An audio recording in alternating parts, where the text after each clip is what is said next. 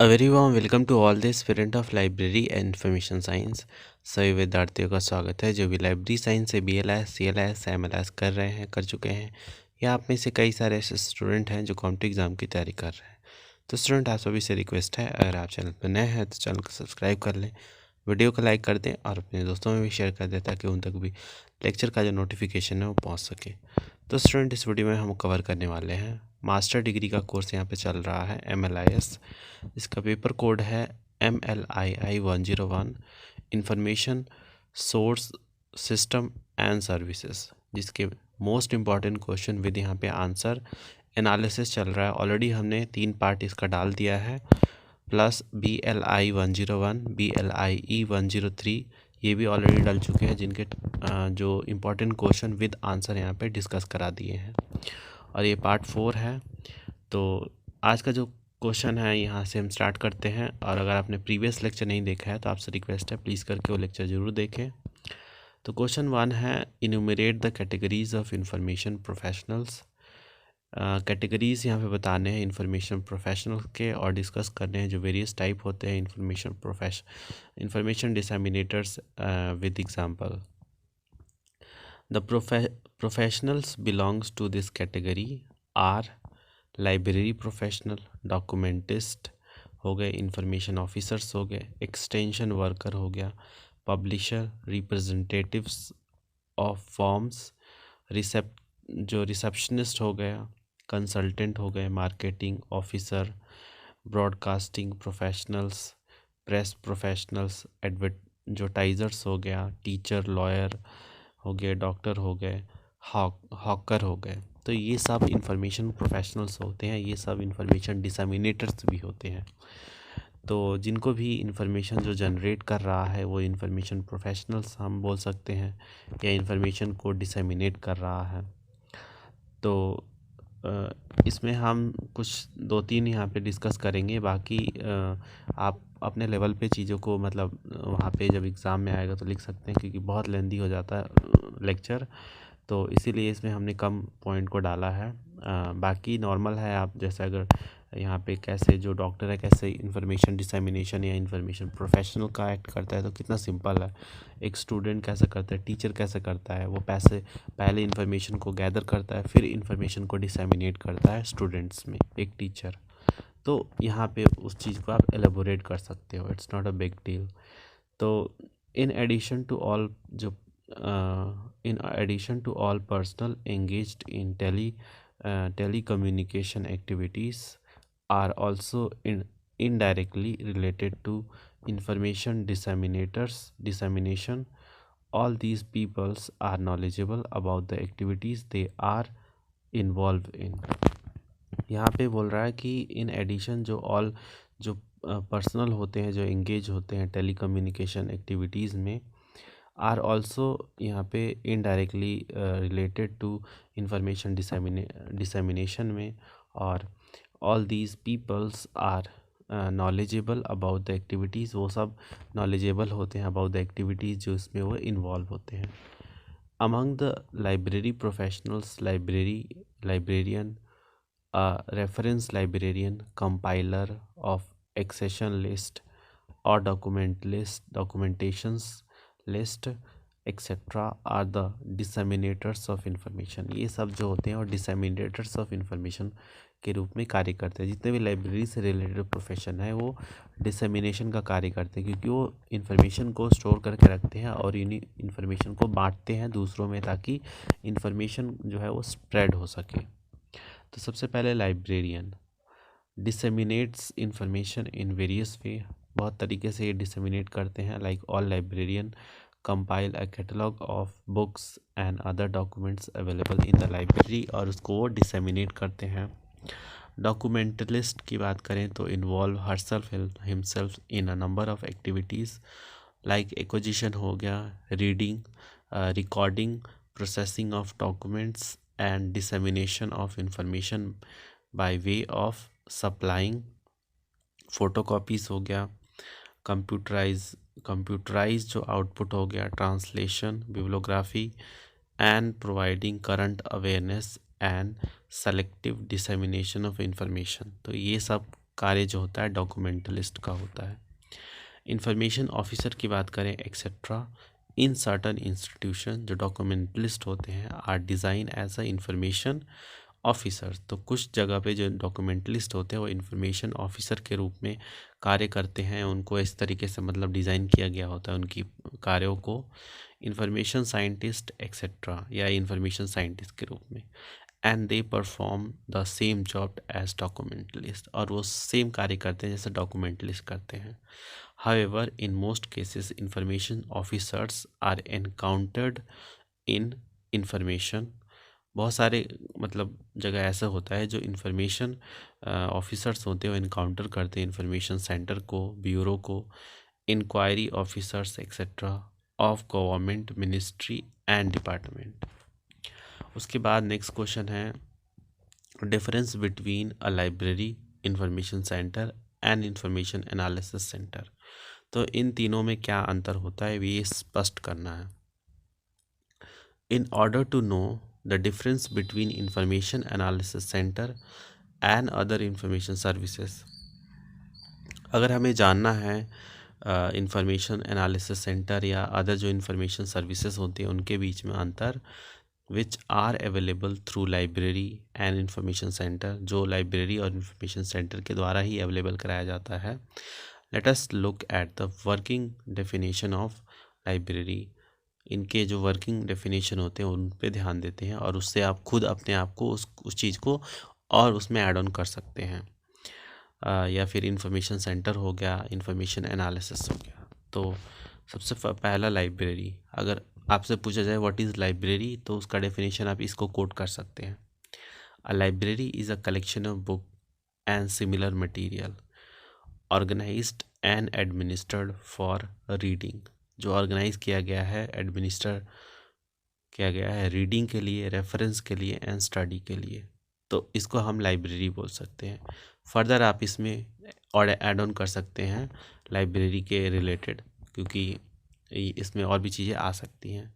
Information centre की बात करें, एन ऑर्गेनाइजेशन, ये एक ऑर्गेनाइजेशन है which select, acquire, store and retrieve specific information, जो सेलेक्ट करता है, फिर एक्वायर करता है, फिर स्टोर करता है एंड देन रिट्रीव करता है कुछ स्पेसिफिक इंफॉर्मेशन को इन रिस्पॉन्स टू रिक्वेस्ट हो गया, किसी के द्वारा रिक्वेस्ट किया गया है, या फिर यहाँ पे अनाउंस्ड किया गया है, अब्स्ट्रैक्ट, एक्सट्रैक्ट एंड इंडेक्स जो इंफॉर्मेशन होता है, and disseminate information from documents in response to request और इन एंटिसिपेशन, किसी के द्वारा रिक्वेस्ट किया गया हो या खुद से एंटिसिपेट करके उस चीज़ को यहाँ पे प्रोवाइड करना। फिर information analysis centre, IAC, an organisation, एक ऑर्गेनाइजेशन है जो डायरेक्ट करता है toward the collection of technical जो इन्फॉर्मेशन हो गया and the data in a specific area, और डेटा किसी स्पेसिफिक एरिया में,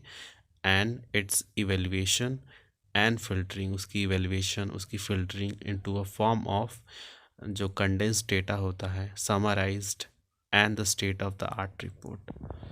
तो ये था डिफरेंसेस। और अगर आप एग्ज़ाम में लिख रहे हो तो आप इसको ऐसे ना लिखें, एक पेज पे लाइन, 3 लाइन, यहाँ पे 3 लाइन बनाए और उसमें एक जगह पे आप लाइब्रेरी लिखे, फिर से बीच में इंफॉर्मेशन सेंटर और फिर लास्ट में यहाँ पे इंफॉर्मेशन एनालिसिस सेंटर, और फिर उसके नीचे नीचे करके आप ऐसे लिखते जाएं एक ही पेज पे। और लिखने से पहले एक बार इंट्रोडक्शन ज़रूर दें, फिर मेन बॉडी हम बता रहे हैं और लास्ट में 4 लाइन में कंक्लूड कर दें चीज़ों को।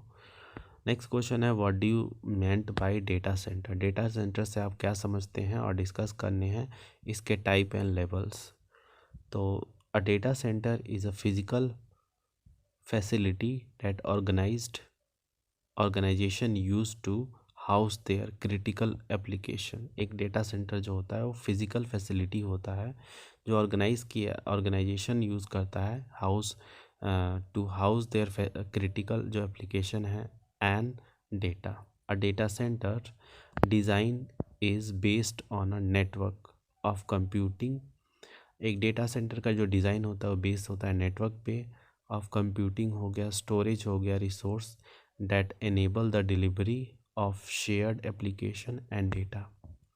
The key component of a data centre design include routines हो गया, switch, firewall, storage system, servers and application जो डिलीवरी कंट्रोल्स होते हैं, ये सब इसके अंदर आते हैं। टाइप ऑफ डेटा सेंटर की बात करें तो many type of data centre and the service models are available. These classification depends on whether they are owned by one or many organization. तो ये जो क्लासिफिकेशन होते हैं डिपेंड करते हैं कि वो मतलब ओन किए गए हैं बाय वन या फिर मेनी ऑर्गेनाइजेशन के द्वारा। How they fit into the topography of जो अदर डेटा सेंटर होते हैं, what technology they used for computing and storage, और कौन से टेक्नोलॉजी यूज़ करते हैं कंप्यूटिंग स्टोरेज के लिए, एंड इवन देयर जो एनर्जी एफिशिएंसी होती है। There are 4 main type of data centre, 4 main तरह के डेटा सेंटर होते हैं। पहला होता है एंटरप्राइज डेटा सेंटर। तो ये क्या होता है, दीज आर बिल्ट, ये बने होते हैं, ओन किया जाता है या operated by company and are optimised for their end user, और वो एंड यूज़र के लिए ऑप्टिमाइज किया जाता है। Most often they used housed on the course जो कॉरपोरेट कैंपस होता है, मतलब उसी के जो लोग होते हैं, उसी के अंदर के जो पर्सन होते हैं, वही उस चीज़ को इस्तेमाल कर सकते हैं।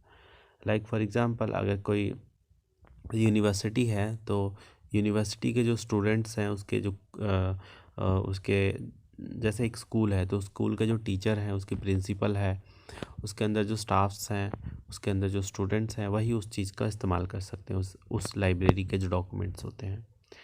तो ये हो गया। फिर manage service data centre, these data centre are manage by a third party, वो मतलब एक थर्ड पार्टी के द्वारा मैनेज किया जाता है on behalf of a company, एक कंपनी के द्वारा। The company laces the equipment and infrastructure instead of buying it. अब इसकी एग्जांपल की बात करूं तो जैसे कि जो पब्लिक लाइब्रेरी होती है वो थर्ड पार्टी के द्वारा, इन द सेंस वो गवर्नमेंट उसको मैनेज करती है, और उसको यूज़ कौन करता है, पब्लिक, जनरल पब्लिक यूज़ करता है, और उसमें जो फंड वगैरह आते या एनजीओ हो गया, तो इस तरीके की जो होते हैं वो थर्ड पार्टी द्वारा मैनेज किए जाते हैं। कलेक्शन डेटा सेंटर की बात करें, जो कलेक्शन डेटा सेंटर होता है, अ कंपनी रेंट्स जो स्पेस होता है with in a data centre own by other and located of company premises. The collection data centre host the infrastructure, वो इंफ्रास्ट्रक्चर को होस्ट करते हैं, बिल्डिंग हो गया, कूलिंग जो हो गया, बैंडविड्थ हो गया, सिक्योरिटी एक्सेट्रा, ये सब इसको प्रोवाइड करते हैं। वाइल द कंपनी जो होता है वो प्रोवाइड करता है मैनेजर्स एंड द कंपोनेंट जो होता है, जो इंक्लूड करता है सर्वर, स्टोरेज एंड फायरवॉल। फिर आता है क्लाउड बेस्ड सेंटर।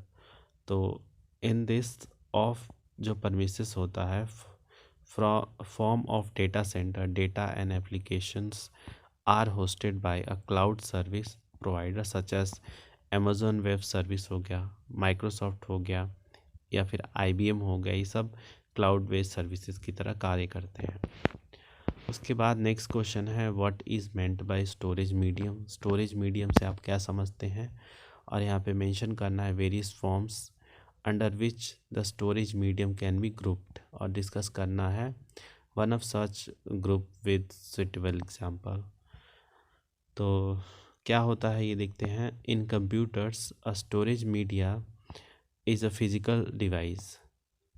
एक स्टोरेज मीडियम जो होता है एक फिज़िकल डिवाइस होता है जो रिसीव करता है और रिटेन करता है इलेक्ट्रॉनिक डेटा को from application end users and make the data available for retrieval. और अगर हम लाइब्रेरी की बात करें तो लाइब्रेरी भी एक स्टोरेज मीडिया की तरह काम करता है। जब वो डिजिटल जो डेटा है होता है वो स्टोर करके रखता है और प्रोवाइड करता है इन्फॉर्मेशन को, और वो हार्ड कॉपी भी स्टोर करके रखता है। जो लाइब्रेरी होता है स्टोर हाउस ही बोल सकते हैं उसको, क्योंकि वो प्रिजर्व करता है डॉक्यूमेंट्स को और फिर उसको डिसेमिनेट करता है पब्लिक्स में। The storage media might be inside a computer, वो या तो इन कंप्यूटर के अंदर हो सकता है और आउटसाइड डिवाइस और attach to a system externally, इधर डायरेक्टली और ओवर अ नेटवर्क। यहाँ पे स्टोरेज मीडियम जो होता है वो या तो इनसाइड ही होता है या आउटसाइड होता है, जिसमें आप बोलते हैं इनबिल्ट, या फिर यहाँ पे बाहर से आप जैसे हार्ड डिस्क लगा दिया, मेमोरी कार्ड लगा दिया, यूएसबी कार्ड लगा दिया, तो ये सब है आउटसाइड से। Early forms of storage media includes computer paper, tape and hole punch into it. तो ये पहले इसको इस्तेमाल किया जाता था। अब तो वेरियस टाइप आ गए हैं, लाइक यहाँ पे different types of storage media या फॉर्म्स ऑफ स्टोरेज मीडिया। तो storage media comes in different forms, among them like hard disk device हो गया।